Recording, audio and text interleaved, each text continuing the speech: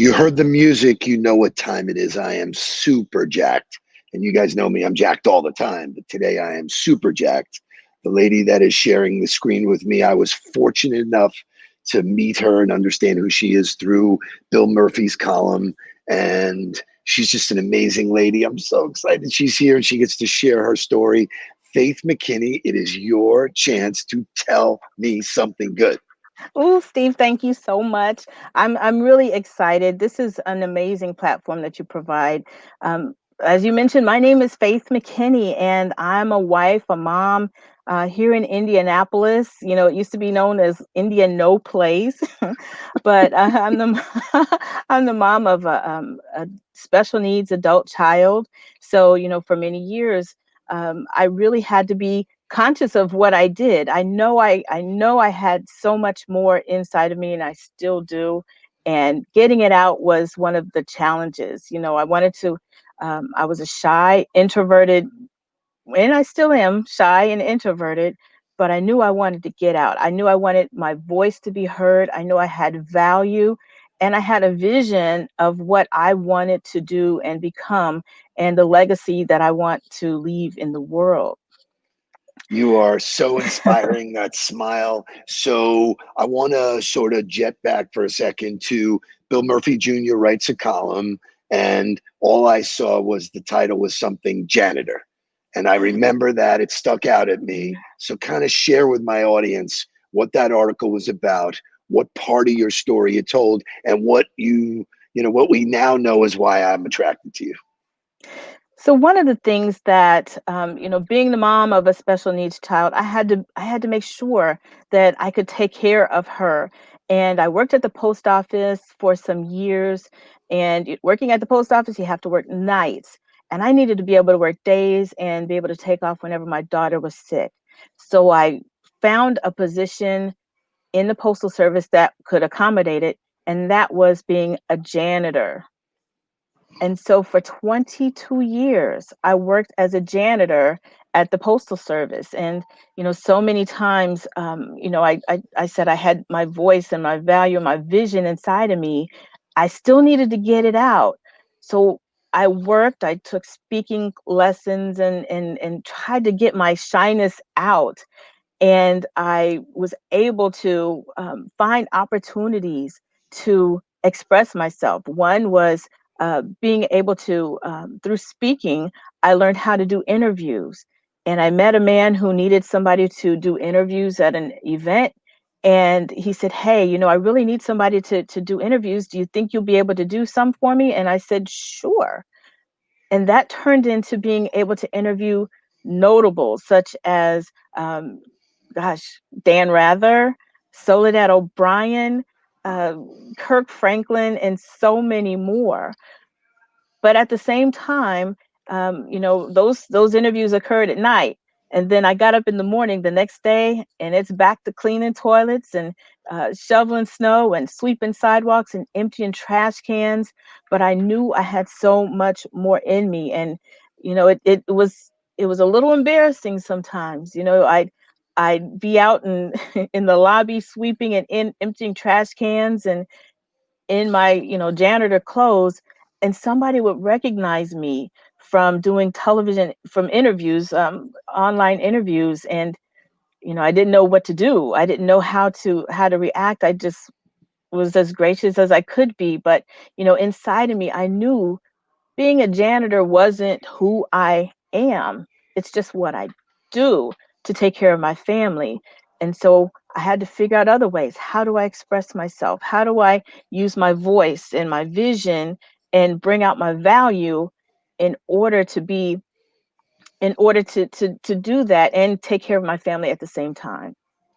I'm so thrilled that Bill Murphy Jr. decided to write about that because, as you now know, I'm a reader and I read his Yeah. column all the time. And here I'm reading your story and I'm understanding what you did. So there's lots of people who have adversity in their life. You have constantly risen to get around the obstacles, which you know I admire.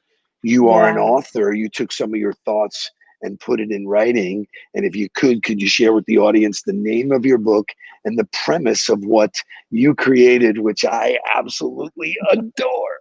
Sure. Yeah, I want to thank Bill Murphy Jr. Because he wasn't going to print my story until he actually heard me, and he said, "Yes, this is something that needs to be shared." And so what I did was I wrote a book called Schmingling. Schmingling is schmoozing and mingling. It's the art of being well connected through blatant self promotion. Did you like that title? I love it. Are you kidding me, man? I feel like I'm with my family, man. It's we make up words all the time, man. I Me love it. too. Well, the reason I wrote the book, one was because I knew that in order to get my vision out, I needed some credibility. Who's going to listen to a janitor? But I knew that if I wrote a book, that would get me credibility and that would get me into the opportunities that I needed to be able to possibly speak one day and share what I have to say with others, get on stages and meet great people like you, Steve. Thank you. But writing a book is sort of like what a business card used to be. Writing a book has weight to it, and so I knew that was really important in order for me to take my career forward. Even though I was a janitor, I knew that that was something that I could do. So I'm fascinated by you and this entire story of overcoming adversity. Share with me and the audience, some of the things that kept you moving forward, because I love the fact that you were not defined by your role. I mean, one of the things we talk to CEOs, sales professionals, and one of the things we do in our career, in our work now, is show people that they are much more than their job, regardless of what your job title is. Who you are is so important. Here you are, not letting yourself be defined by what you do. So I want to know what drives you. Give me some examples of principles that maybe some of the other people that are watching this can take away. Yeah, absolutely. I knew that, what I did as a janitor was not who I am. And there was something in me that kept nagging at me, saying that, look, Faith, you have to overcome your shyness. You have to overcome your introversion. People need to hear what you have to say. And so if there is one thing that I did learn is that, it's really all in my head. I Most love it. people aren't judging me. Most people aren't caring really about all the things that in my head I'm telling myself.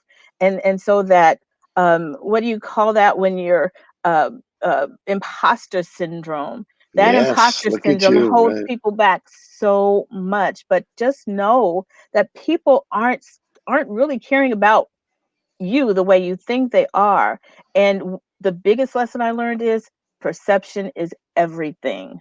So when I was in front of that camera, that was all people saw, but they didn't see all the other outtakes, all the other mistakes that I made. They only saw the perfect take, that one perfect take. And so if I could say anything, social media helps you to get that perception out. Television, writing, blogs, getting onto other people's platforms like Steve's or like Bill Murphy's, getting onto those platforms can help you raise your credibility and increase that perception of you. And even though inside you may have that imposter syndrome still, just move forward and understand that it's just part of it. I believe, everybody has that to some degree or other. So I love that. And so for the sake of letting the audience know, you and I have never met in person. Nope. This is a phenomenon in the new social media age, in the new Zoom age. I read about you. I was able to find you fairly easy, which by the way is a lesson for everybody. If you want to grow in life, make yourself available. So I That's found right. you. And why don't you share the story of how I called and what was in your head? And like I thought for sure you were going, who is this nutbag? That's true. I want to go back to what you said, make it easy for people to find you if that's indeed what you want.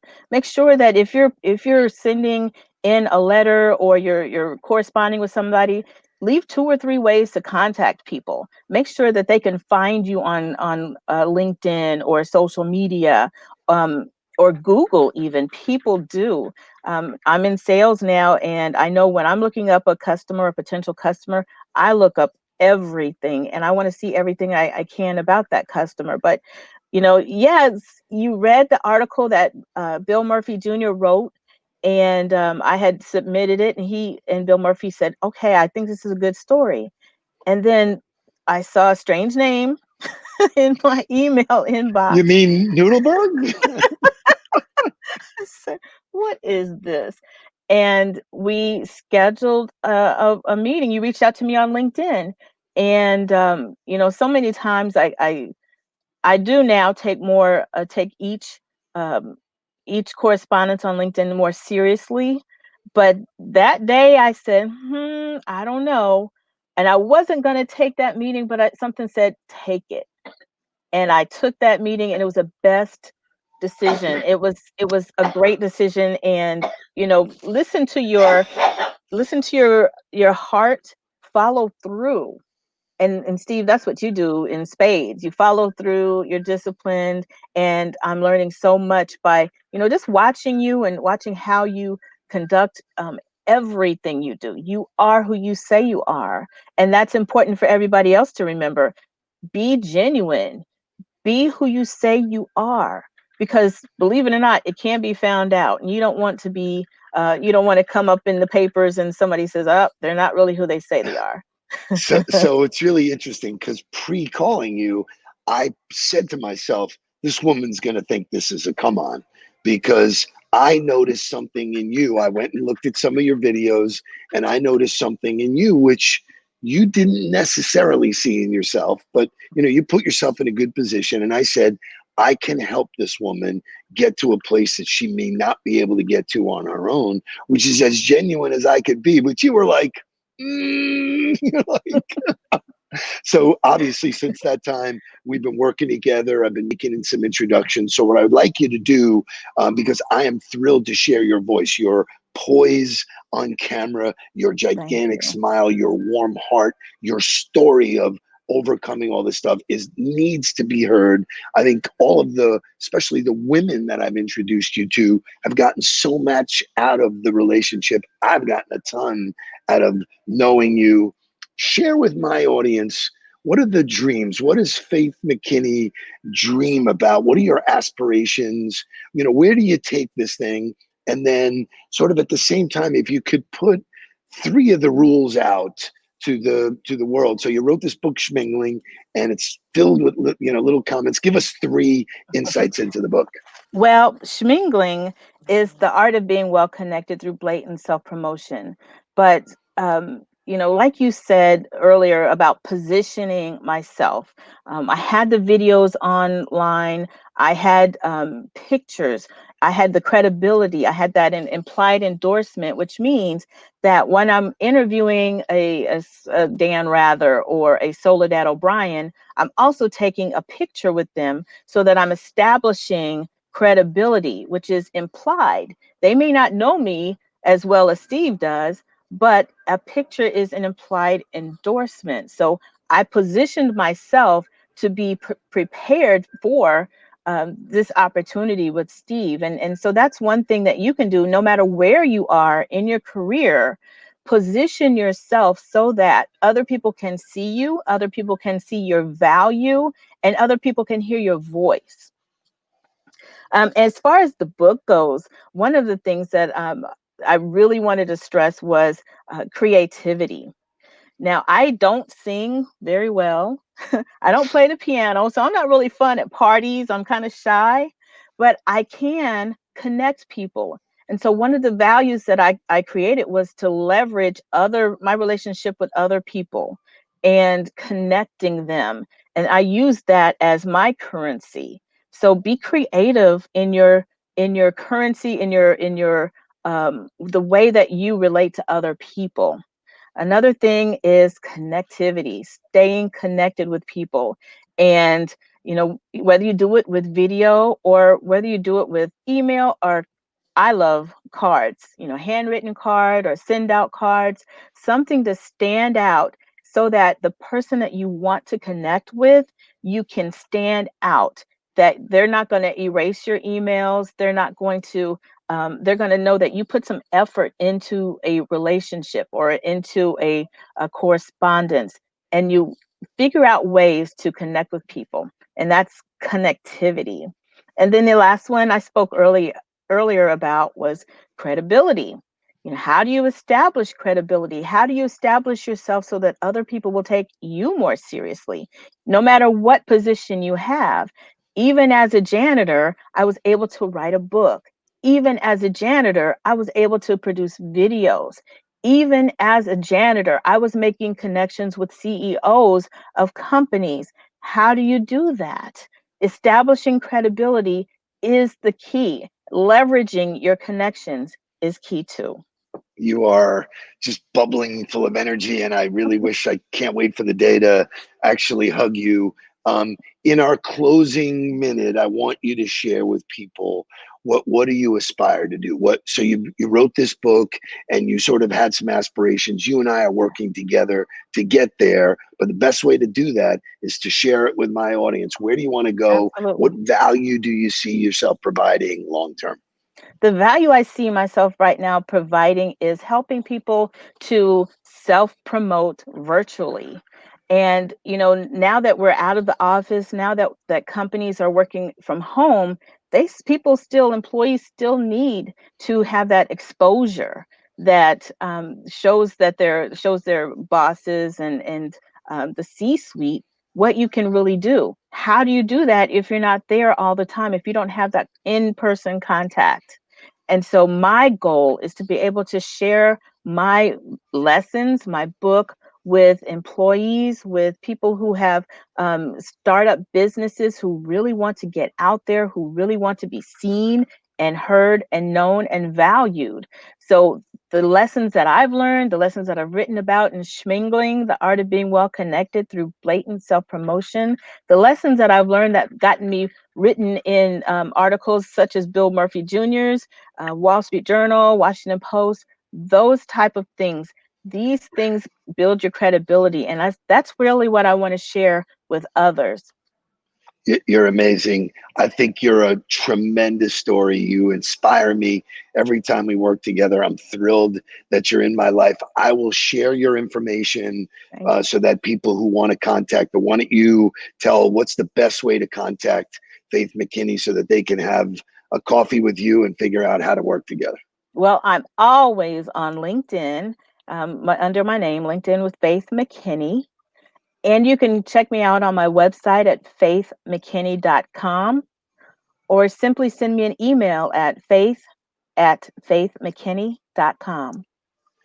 Like I said, you're an amazing person. You make me feel good about me, which is always a great trait. So I'm thrilled Thank that you're you. in my life. I'll share this with everybody. And there's so much more to come. I'm telling my entire audience, watch out for this lady because she is going to the top. That's And right. that is something good, my friend. So mwah. Mwah. Thank I'll you. speak soon. Bye bye. Bye bye.